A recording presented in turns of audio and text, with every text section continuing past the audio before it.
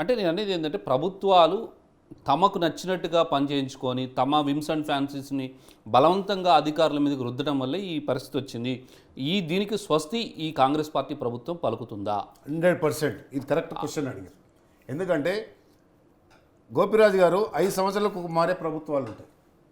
ఈ ప్రభుత్వాల ఒత్తిడికి ఐఏఎస్ ఆఫీసర్లు కానీ అధికారులు లొంగి ఏదన్నా ఒత్తిడికి ఇది చేస్తే బాధ్యత వాళ్ళే ఉంటారు. మీరు అన్నారు వైఎస్ రాజశేఖర్ టైంలో శ్రీలక్ష్మి గారు ఈ లక్ష్మి గారు ఇలా ఇప్పటికి సఫర్ అయ్యి ఆరోగ్యపరంగా అంటే మనకు తెలిసిన పేర్లు చెప్పి ఎవరున్నా కానీ నిష్పక్షపాతంగా ఉండవలసిన అవసరం లేదు.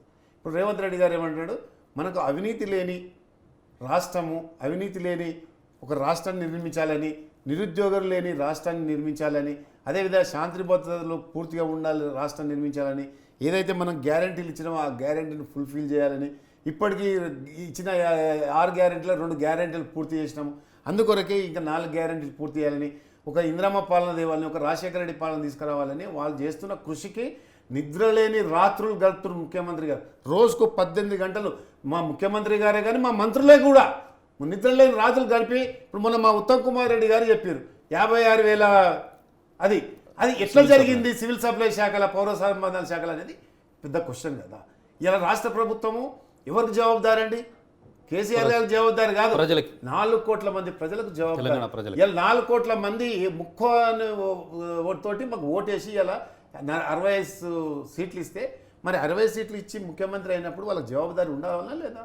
రేపు మళ్ళీ ప్రభుత్వం ఇదే పని చేస్తే, ఒకవేళ కేసీఆర్ లేకనే మేము ప్రగతి భవన్ గ్రామం ఫామ్ హౌస్, ప్రగతి భవన్లో ఉంటాం, ఫామ్ హౌస్లో ఉంటాం, ప్రజలను కలవము అనే సిస్టంలో మనం పోయినామనుకోండి, ప్రజలు క్షమించారు. రైట్, ఖచ్చితంగా. అంటే మీరు అనేది ఏంటంటే ఈ 5 ఏళ్ళు కూడా అధికారుల మీద ఒత్తిడి తీసుకురాము, కేవలం ప్రజాపాలనే అందిస్తాము అని సర్వజనమైన పాలన అందిస్తాము, ప్రజాపాలన అందిస్తాము, అవినీతి చక్రవర్తులను మాత్రం వదిలేదు లేదు. కాళేశ్వరం రీడిజైన్ మీద ఏదైతే కొంతమంది అధికారులు చేసిరో, ఎందుకంటే 11 లక్షల కోట్లు ఏం జరిగిందో చూడాలన్నారు. ఉత్తమ్ కుమార్ రెడ్డి గారు కూడా అదే అన్నారు, ముందు వెళ్ళి విజిట్ చేస్తాం, ఫస్ట్ విచారణ జరిపించిన తర్వాత దోషులైన మాత్రం ఖచ్చితంగా చట్ట ప్రకారం చర్యలు తీసుకోవాలి.